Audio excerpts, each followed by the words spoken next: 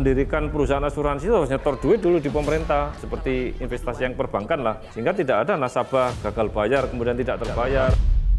Jangan sampai kayak sekarang, Kresna 6,4 triliun masuknya. Wana Arta kalau nggak salah hampir 14 triliun. Bayangkan uang sudah sebanyak itu baru katanya dia cabut izin. Lah korbannya sudah banyak. Apakah perlu pemerintah masih mempunyai BUMN asuransi? Sehingga negara harus kehilangan duit 20 triliun lebih hanya untuk apa? Menyelesaikan urusan mismanagement.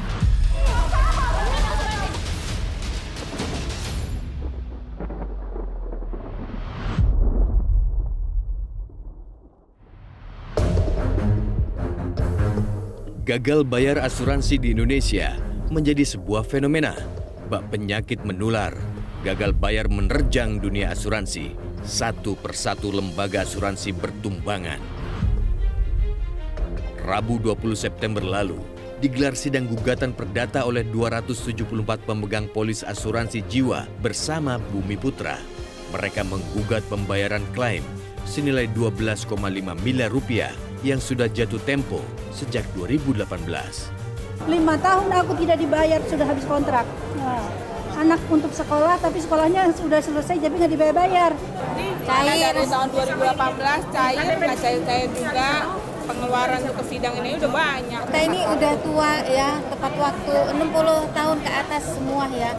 Demi anak-anak kita. Bayar polis saya dan teman-teman yang menjadi korban Bumi Putra 100% tidak ada potongan secepatnya.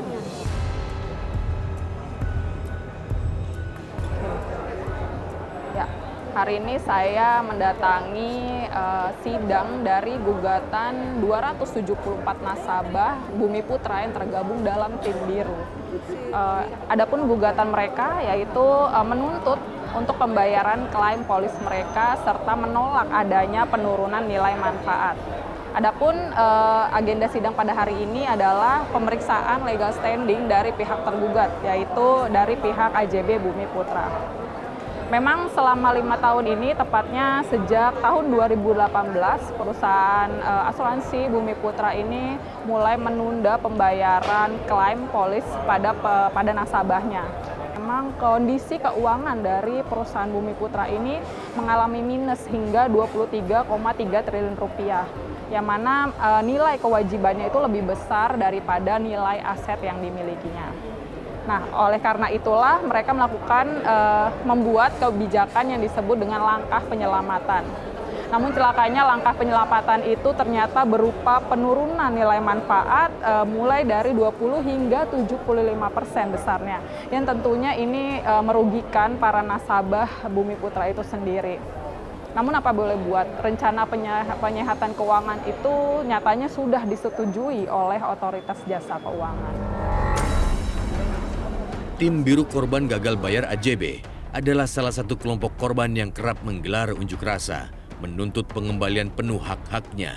Mereka terus mempertanyakan pengembalian dana pemegang polis yang mandek hingga kini.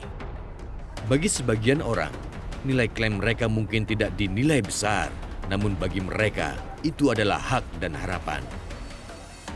Berkali-kali saya melakukan aksi, mulai menginap di Walter, di Wisma Bumi Putra, bahkan saya sampai ke KSP, hampir sampai detik ini belum keluar juga hasilnya. Di situ saya menginap sampai di lantai dengan Bu Eva juga, sampai detik ini belum keluar hak itu. Aduh. Apa ya? Buat saya 16 tahun itu waktu yang lama ya Mbak. Saya ngumpulinnya pun dari uang sisa, maksudnya uang gaji saya. Jadi buat saya untuk sesuatu yang udah begitu banyak dan udah begitu besar saya pasrahkan tuh kayaknya nggak mungkin. Gitu. Jadi saya harus berjuang. Apapun keadaannya, anak saya juga, saya sangat bercita-cita anak saya punya nasib yang lebih baik dari saya. Jadi paling tidak hak saya, kewajiban saya di Bumi Putra harus saya perjuangkan. Sampai titik darah saya, sampai saya tidak bisa apa-apa pun akan saya perjuangkan. Di mata korban, gagal bayar asuransi Bumi Putra sungguh di luar nalar. Sebab Bumi Putra adalah asuransi dengan jumlah pemegang polis kedua terbanyak di Indonesia. Tim Biru beranggapan kecerobohan manajemen asuransi tidak bisa ditoleransi. Itu sebabnya mereka terus melawan, menuntut keadilan. Perjanjian polis mereka ini kan sudah habis kontrak. Sehingga tidak ada alasan lagi buat Bumi Putra untuk mengikutkan kita dalam program PNM. Dan kalau kita nilai sendiri bahwa PNM itu kan sangat merugikan kepentingan pemegang polis, di mana ada penurunan nilai manfaat itu sampai 50%. Ya, dan itu yang kita tolak. Dan kemudian kenapa kita tolak juga PNM? Karena kan PNM itu kan pada prinsipnya untuk polis-polis yang dengan hak pembagian laba. Sementara kita tahu sendiri bahwa di dalam produk Bumi Putra itu kan ada 2 jenis polis yang ditawarkan. Ada pembagian laba dan tanpa hak pembagian laba. Begitu. Sejak tahun 2018 silam, asuransi Bumi Putra gagal bayar terhadap 2.017.940 pemegang polisnya. Manajemen Bumi Putra juga menetapkan kebijakan pemotongan nilai manfaat antara 20 hingga 75%. AJB Bumi Putra mulai membayarkan klaim tertunda sejak Februari tahun ini.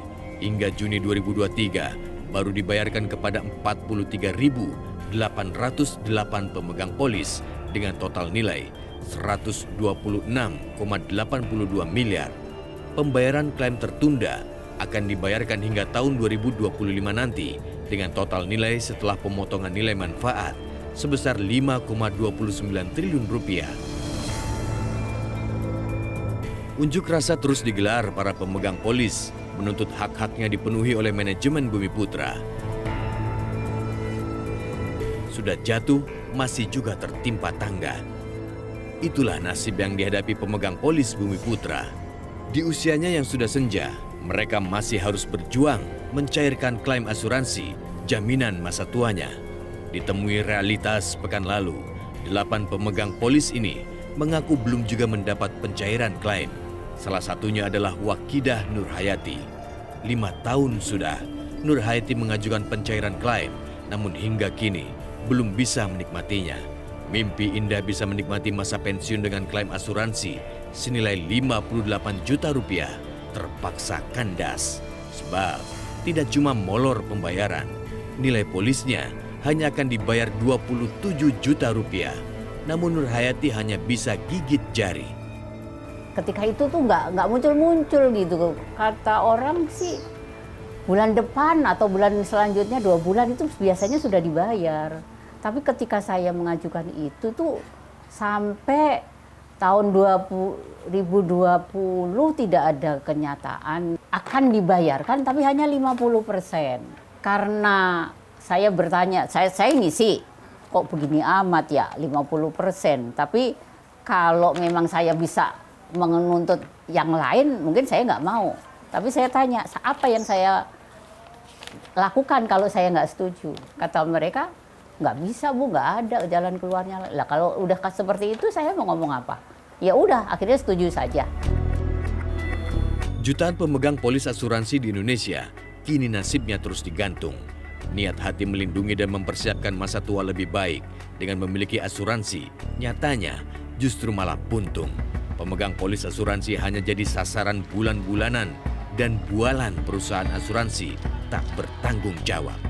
Jelajahi cara baru mendapatkan informasi. Download Metro TV Extend sekarang.